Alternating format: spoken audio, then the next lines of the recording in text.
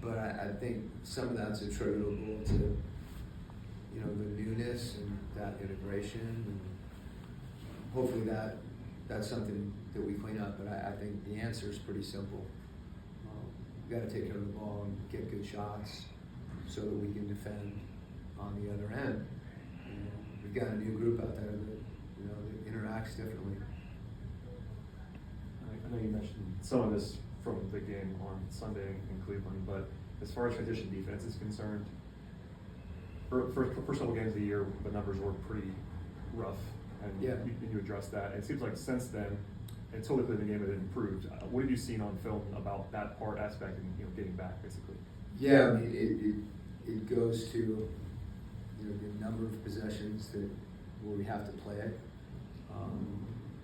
You know, early on, we were back, but we didn't have an awareness to stop the ball or to communicate. Guys shifting where they just saw open space. And, you know, if an NBA player sees the opportunity to play one-on-one in transition, it's going to be hard to stop him. So sometimes you go through that. I think that's a lot of where our team is. A lot of enthusiasm about a team that has new players and hasn't done anything. So part of that is experiencing and getting real feedback and competition, and one of, like, we got to run back. Well, what does that mean? We got to run back better. You know, when you get hit in the face, and it's like, okay, now I understand.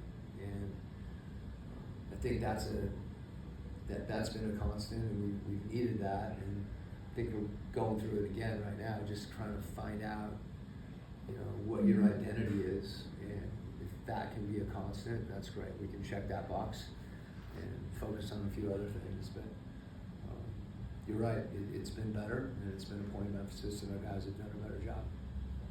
Yeah, Quin, getting back to Life Without Trey here, I mean, you had that stretch 2 years ago where you didn't have him for like 23 games, I want to say, and you were able to navigate it pretty well.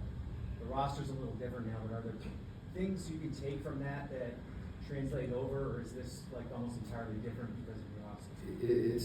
I think it's very different. You know, you had DeJounte, who was, you know, established in that role as a point and played that.